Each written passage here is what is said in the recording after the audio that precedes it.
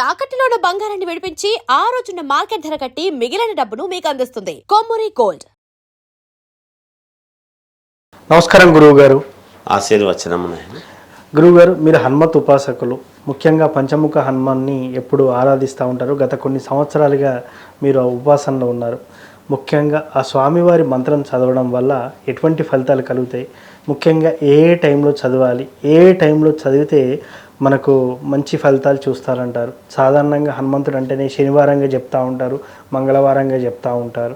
ఆ రోజు అందరూ గుళ్ళకెళ్ళి హనుమంతుడిని ఆరాధిస్తూ ఉంటారు. ముఖ్యంగా పంచముఖ హనుమాన్ మంత్రం చదవడం వల్ల ఎటువంటి ప్రయోజనాలు ఉంటాయంటారు? శ్రీ మహాగణాధిపతయే నమః. ఐం మహాసరస్వత్యే నమః. శ్రీ లలితాంబికాదేవియే నమః. పంచముఖ ఆంజనేయ స్వామి యొక్క మంత్రాన్ని చదివితే ఎటువంటి ఉపయోగాలు ఉంటాయి, ఎప్పుడు చదివితే మేలవుతుంది, అంతే కదా? అంతే. పంచముఖ ఆంజనేయ స్వామి మనం పలకడంలోనే ఉన్నది. పంచముఖ, 5 ముఖాలతో ఉంటాడు. ఏమిటి 5 ముఖాలు అనేటువంటిది అక్కడ కనపడుతూనే ఉన్నది.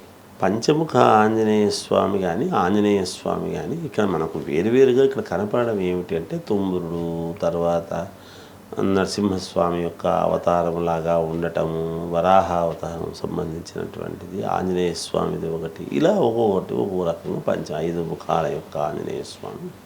జ్ఞానము అనేటువంటిది ముఖే సరస్వతి అని. ఎవరి జ్ఞానం వాళ్ళది. అర్థమైంది.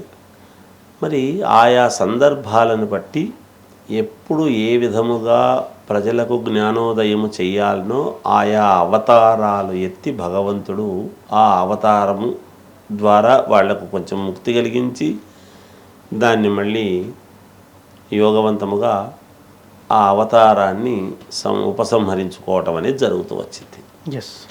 అలాంటి వాటిల్లో పంచముఖ ఆంజనేయ స్వామి యొక్క అనుగ్రహం అనేటువంటిది ఏమిటంటే, దశ దిశలా వ్యాప్తమై మనకు ఎదురు లేకుండా ఒక పంచముఖ ఆంజనేయ స్వామిని ఆరాధించడం వలన ఏమొస్తుంది?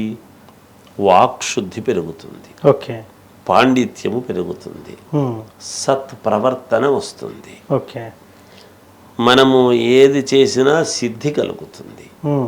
ఏదన్నా చేయండి, ఏది చేసుకున్నా సిద్ధిస్తుంది. మనము ఏది సవ్యమైందో దాన్నే చేయగలుగుతాం. ఏది న్యాయమైందో అదే చేయడానికి మనకు యోగం ఏర్పడుతుంది. పంచముఖ ఆంజనేయ స్వామిని ఆరాధించటం వలన వచ్చేటువంటి లాభాలు ఇవి. సవ్యం ఏదైతే మంచిదో దాన్నే మనం చేయగలుగుతాం. మనకు అనుకూలమైందని కాదు, ఏది ప్రయోజనమో ఉన్నతమైనటువంటిదో దాన్నే చేసుకోగలగటం అనేటువంటిది ఒకటి. తర్వాత కీర్తి, గౌరవము, బలం, మేధా సంపత్తి ఇవన్నీ కూడా కలుగుతాయి. ఒక పంచముఖ ఆంజనేయ స్వామిని ఆరాధించటం వలన జ్ఞానం పెరగటం, పాండిత్యం పెరగటం, గొప్పతనము రావటం, కీర్తి రావటము, అణిగి మణిగి ఉండేటువంటి విధానముతో ఉండేటువంటిది. అంటే ఏమిటి?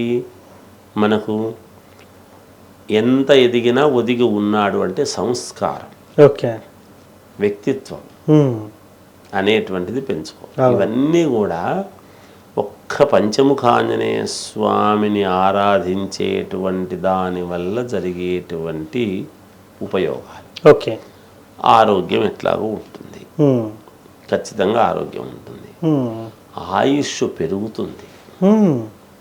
పంచముఖ ఆంజనేయ స్వామిని నిరంతరము ఆరాధించటము వలన జరిగేది ఏమిటి అంటే, ఆరోగ్యం బాగుండటము, ఆయుష్ పెరగటం. ఆయుష్ పెరగటం అంటే ఏంటి? భగవంతుడు ఇచ్చిండేదే కదా ఉంటుంది. ఎట్లా పెరుగుతుంది అని అనుకోవచ్చు. ఆపదలను తప్పించటం అనేటువంటి దాని వలన ఆయుష్ ముందుకు వెళ్ళటం. మనకు ఉంది కరెక్టే, ఉన్నది కరెక్ట్గా మనం అందరము అదే ఇది వరకు ఉంటున్నామా? లేదు కదా. లేదే. మనం చేసుకునేటువంటి కొన్ని తెలుసో తెలియకో చేసుకునేటువంటి దాని వలన, మనము ఆచరించేటువంటి విధానాల్లో ఉండేదాని వల్ల, మనము తినేటువంటి తిండ్లల్లో ఉండేటువంటి ప్రభావము చేత, పీల్చే గాలి, ప్రకృతి చేత అనూహ్యంగా ఏదో ఒక ఇబ్బంది వల్ల ఇదవుతుంది. ఆపదలు అనేటువంటివి వచ్చినప్పుడు ఈ పంచముఖాంజనేయ స్వామి 5 ముఖాలతో ఉంటాడు కాబట్టి ఏదో ఒక దిక్కు నుండి మనల్ని నిరంతరము కాపాడుతూనే ఉంటాడు అనేటువంటిది మొట్టమొదట. ఎందుకంటే వాయుపుత్రుడు కాబట్టి వాయు రూపంలో మన చుట్టూ భక్తుడి చుట్టూ ఉంటాడు. అంటే కోటాను కోట్ల మంది ప్రజలు ఉండేటువంటి ఈ రోజులలో ప్రతి భక్తుడి దగ్గర ఎలా ఉంటాడు అదే భగవంతుడు అంటాడు. అందుకనే భగవంతుడు కాబట్టి అన్ని చోట్ల ఉంటాడు, సర్వాంతర్యామి. అంటే మన ఎంట ఉంటాడని మనం అనుకుంటుంటాం, మనమే ఆయన చుట్టూ తిరుగుతుంటాం. ఆయన్ను ఆరాధించేటువంటి ప్రతివాడు ఆయన చుట్టే తిరుగుతాడు. ఆయన లేనిది ఎక్కడ? మనమేమనుకుంటామంటే మనం ఒక విగ్రహ రూపంలో చిన్న దేవాలయంలో మాత్రమే ఉన్నాడు అని మనం ఆకారాన్ని చూసి మనం నమస్కారం చేసుకొచ్చుకుంటున్నాం. మన చుట్టూ విశ్వవ్యాప్తమై ఆయన కాలు ఎంత ఉందో, ఆయన శరీరం ఎంత ఉందో, ఆయన చెయ్యి ఎంత ఉందో నిరంతరం మనం ఆరాధించేటువంటి వాళ్ళము. మనం ఎక్కడ తిరిగినా ఆయనలోనే తిరుగుతూ ఉంటాం. మనం ఆయన్ను దాటి ఏం తిరగం. ఆయన్ను ఆరాధించేటువంటి ప్రతి వ్యక్తి పంచముఖాంజనేయ స్వామిని కొలిచేటువంటి ప్రతి వాడు పంచముఖాంజనేయ స్వామిలోనే తిరుగుతూ ఉంటాడు. ఆయన పాదం అంత పెద్దది, ఆయన శరీరం అంత పెద్దది, ఆయన చెయ్యి అంత పెద్దది, ఆయన తల అంత పెద్దది, ఆయన దృష్టి అంత పెద్దది, ఆయన కన్ను చాలా పెద్దది, మనల్నే చూస్తూ ఉంటుంది. ప్రతివాడు అక్కడక్కడ ఆయనలోనే తిరుగుతున్నా కానీ మనమేదో మన ఇంటి దగ్గర మనం అనుకున్నటువంటి ఇంటి దగ్గర మనం ఉన్నామని, మనం సినిమా థియేటర్లో ఉంటే సినిమా థియేటర్లో ఉన్నామని, ఇంకెక్కడో హోటల్లో కూర్చోంటే హోటల్లో తింటున్నాం, మనకు హోటల్ కనపడుతుంటుంది కానీ మనకు తెలియకుండానే ఆయనలో ఉంటాం. ఇవన్నీ అందులోనే కనపడతాయి. ఏది? నిరంతరము పరమ పావనమైనటువంటి భక్తితో, పరమ పవిత్రమైనటువంటి భక్తితో ఎప్పుడైతే మనము పంచముఖ ఆంజనేయ స్వామిని పంచముఖ ఆంజనేయ స్వామి మంత్రాలలో ఏ మంత్రము తీసుకున్నా గొప్పదే, ఇదొక్కటే చాలా గొప్పది అని మనం చెప్తూ ఉంటాం. ఇదొకటే గొప్పది అయితే మిగతాటివన్నీ ఎందుకు రాసినట్టు? అంతే కదా మరి. ఈ ఒక్కటే గొప్పది అని అంటే మిగతాటివన్నీ కూడా ఉన్నాయి కదా. అందువలన ఎవరికి ఏది సులభమైనటువంటిదో అందులో తీసుకుని ఏదైనా సరే ఏ మంత్రము చదువుకున్నా పరమ పుణ్యప్రదమే. ఇక శనివారం ఎందుకు, మంగళవారం ఎందుకు అంటే మంగళవారం నాడు ఆంజనేయ స్వామికి చాలా ప్రధానమైనటువంటిది. మరి శనివారం ఎందుకు వచ్చింది అంటే విష్ణు స్వరూపమైనటువంటి రాముల వారిని ఎప్పుడైతే మనం శనివారం కొలుస్తూ ఉన్నామో అక్కడ ఆంజనేయ స్వామి ఉంటాడు కాబట్టి తప్పకుండా శనివారం కూడా ముఖ్యమే అవుతున్నది. 2 వారాలలో ఏది చదువుకున్నా ఏది చేసినా యోగప్రదమే. హనుమాన్ చాలీసా చదివినా పరమ పుణ్యప్రదమే. ప్రతి మంగళవారము ప్రతిరోజు నిరంతరము హనుమాన్ చాలీసా చదవండి. పంచముఖాంజనేయ స్వామి పటం పెట్టుకునేసి చాలు, మీకు అన్ని పనులు నెరవేరుతాయి. మీకు ఈ పని కాదు అనేది ఉండదు, జరుగుతుంది. కానీ ఆ చదివేటువంటి విధానము ఏ విధంగా చదవాలి, చదువుతున్నప్పుడు మనం పాటించాల్సినటువంటిది ఏమిటి అని ఒక్కసారి కనుక మనం ఎప్పుడైతే ఆలోచన చేస్తామో పంచముఖ ఆంజనేయ స్వామిని మనం మామూలుగా ఆరాధిస్తూ ఉన్నప్పుడు మంగళవారం కావచ్చు, శనివారం కావచ్చు, అలా చేస్తూ మనం చేసుకుంటూ ఒక దీక్షలాగా మనం ఎప్పుడైతే చేయడం అలవాటు చేసుకుంటున్నామో ముందు సింధూరం అనేటువంటిది నొసటన పెట్టుకోవటం. సింధూరము మధ్యలో బొట్టు పెట్టుకోవడం. సింధూరం మధ్యలో అంతే కదా. సింధూరం పెట్టుకొని సింధూరం మధ్యలో బొట్టు పెట్టుకోవటం. పెట్టుకున్న తర్వాత అరచేతిలో సింధూరం పెట్టుకోవటం. ఈ అరచెయ్యిలో సింధూరం పెట్టుకోవాలి. ఈ అరచేతిలో సింధూరం పెట్టుకున్న తర్వాత అప్పుడు స్వామికి అర్చన కానీ పుష్పాలతో కానీ కుంకుమతో కానీ ఒక కొబ్బరికాయ కొట్టినా ఒక అగరబత్తీలు తిప్పినా ఎప్పుడైతే సింధూరాన్ని చేతిలో పెట్టుకొని మనం ఈ చేతితోనే మనం చేస్తూ ఉన్నామో అప్పుడు ఆంజనేయ స్వామికి తృప్తి కలుగుతుంది. కేవలం తోలపాకుల మీద మాత్రం సింధూరం రాసి ఇదిగో పెడుతున్నా అంటే తోలపాకు మీద రాస్తే లాభం ఉంది, నీ చేతికి రాసుకో. నువ్వు ఏ చేతితో పెడుతున్నావు ముందు ఆ చెయ్యి పవిత్రత ఉండాలి, అది కూడా ఆనందంగా ఉండాలి. అంటే శరీరం అంతా మనం ఏమీ సింధూరం పూసుకోవాల్సిన అవసరం లేదు, అది ఆంజనేయ స్వామి పని. మనము ఎప్పుడైతే ఈ చేత్తో మనం మామూలుగా లోపల రౌండ్గా ఒక ఇది పెట్టుకున్నామో పెట్టుకొని మనం ఎప్పుడైతే సింధూరం చేత్తో మనం ఎప్పుడైతే స్వామికి పెట్టుకుంటూ ఉన్నామో, పూజ చేస్తూ ఉన్నామో, ఈ చేత్తో పరమ పవిత్రమైనటువంటి పనులు ఏది చేసినా మంచి జరుగుతుంది. ఎస్. అందుకనే ఆ చెయ్యి చాలా మంచిది, అతని చెయ్యి చాలా మంచిది అని చెప్పుకుంటుంటారు. చెయ్యి మంచిది అంటే మిగతా వాళ్ళు ఉండే వాళ్ళందరికీ చెడ్డ చేతులా? కాదు. అంటే అందుకే చేతులారంగా శివుని పూజింతుడేమి అన్నాడు. ఎస్. మనము చేతులు ఎంత నొప్పి పుడతాయంటే భగవంతుడికి చేస్తూ ఉంటే నొప్పి వస్తుందా? రాదు. కదా. అలాగే మరి శివుడిని ఎందుకు చెప్తున్నాము? అదే అంశే కదా. శివ ప్రసాదుడే, శివుడి యొక్క ప్రసాదమే ఆంజనేయ స్వామి, ఎవరో కాదు కదా.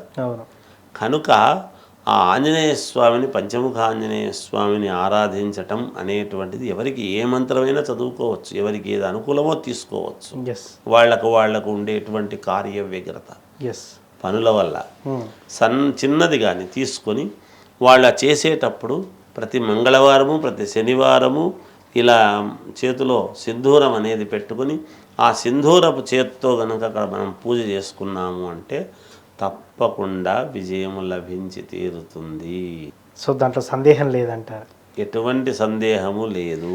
గురువుగారు ఇందాక ఒక మాట అన్నారు, నిత్యం కూడా హనుమాన్ చాలీసా కానీ పంచముఖ హనుమాన్ సూత్రం కానీ చదవచ్చు అన్నారు కదా. మరి నిత్య జీవితంలో చాలా ఉంటాయి కదా, మరి మనం ఆహార నియమాలు పాటించము, బ్రహ్మచర్యం ఉండము కదా, మరి అట్లా చేయొచ్చు అంటారు? మార్నింగ్ అవర్స్లో మనం ఆ పూజాధికలతో ముగించుకొని మిగతా పని అంతా చేసుకోవచ్చు అంటారు? ఏమంటారు? మిమ్మల్ని బ్రహ్మచర్యం పఠించమని ఒకటి చెప్పాడు, ఆహార నియమాలు పాటించమని ఒకటి చెప్పినాడు, తిన్నాక చేయొద్దని చెప్పినాడు.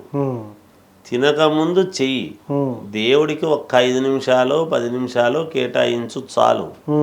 మిగతా పని నీ జీవితం నీది, నీ వ్యాపారం మీది, మీ సంగతులు మీవి. అంతేగాని ప్రతివాడు నిష్టగా ఏదో చేయాలంటే రోజు ఏమీ తినకుండా అది మా పని, బ్రాహ్మణ పని. అందుకే అయ్యగారులను పెట్టేది. ఎందుకు అంటే వాళ్ళైతే తిండి మీద ధ్యాస అనేటువంటిది లేకుండా ఎదటివాడికి మంచి జరగాలి, లోకా సమస్త సుఖినో భవంతు అనేటువంటి దృక్పథముతో వాళ్ళు అందము అనేటువంటిది పోగొట్టుకొని, ఆరోగ్యాన్ని కూడా సమయానికి తినకుండా పోగొట్టుకొని, ఆ గాలి ఎక్కువ పీలిస్తే ఎప్పుడైతే లోపల ఖాళీ కడుపు ఉంటుందో, ఖాళీ అని మనం అనుకుంటాము, ఖాళీ ఉండదు, గాలి చేరుతుంది. అలా గాలి మనం పీలుస్తూ చేస్తూ వదులుతూ లోపలికి పంపిస్తుండే దానివల్ల ఏమవుతుందంటే ఊబకాయం వస్తుంది. ఆ ఊబకాయం వచ్చినప్పుడు వాళ్ళను, బ్రాహ్మణులను, పండితులను అవహేళన చేస్తున్నారు. ఊబకాయం వచ్చింది, బాగా పొట్ట పెంచారు, ఆయన బాగా తిండి తిని పెంచాడు అని అంటున్నారు. కానీ వాళ్ళు ఏమిటి అంటే అర్చకులు, వీళ్ళు పౌరోహితులు తిని చేయించడం కరెక్ట్ కాదు కాబట్టి తినకుండా చెయ్యాలి అనేటువంటి భావనతో వాళ్ళు తినకుండా చేసి ఎదటి వాళ్ళ కోసము వీళ్ళ జీవితాన్ని సాక్రిఫైస్ చేసి ఇబ్బంది పెట్టుకొని, ఏమి బ్రాహ్మడు కూడా టై కట్టుకొని లక్షణంగా తయారయ్యి సూటు బూటేసుకొని పోవాలా అనేది ఉంటుంది కదా, ఎందుకు ఉండదు? కానీ ఎక్కువ శాతము బ్రాహ్మణులకు ఏముంటుంది అంటే దైవముతో మమేకము కావాలనే కోరికే ఉంటుంది. వాడి పుట్టుకే అది, వాడి పుట్టుక అట్లాంటిది. గండకీ నదిలోనే ఎందుకు సాలగ్రామాలు వస్తాయంటే దాని గొప్పతనం అదే. బురదలోనే కలువ పువ్వు ఎందుకు పుడుతుందంటే దాని గొప్పతనం అదే. మొగలి పువ్వు అక్కడే ఎందుకు పుడుతుందంటే దాని గొప్పతనం అదే. కాశీలోనే ఎందుకు పవిత్రం అంటే పరమేశ్వరుడి యొక్క స్వరూపం అదే. బ్రాహ్మణుడు అనేటువంటి వాడు ఎందుకు అంటే వాడి జీవలక్షణమే అది. వాడు తరతరాలుగా అనాది నుండి పరుల కోసము, పరుల శ్రేయస్సు కోసము పుట్టినటువంటి వాడే అర్చకుడు, పౌరోహితుడు, బ్రాహ్మణుడు. సో మొత్తానికి పంచముఖ హనుమత్ స్తోత్రం చదవడం వల్ల, ముఖ్యంగా హనుమంతుడిది ఏది తీసుకున్నా, హనుమాన్ చాలీసా కూడా తీసుకున్నా చదవడం వల్ల ఎలాంటి ఫలితాలు ఉంటాయని చాలా చక్కగా చెప్పినారు సార్. ధన్యవాదాలు. జయోస్తు.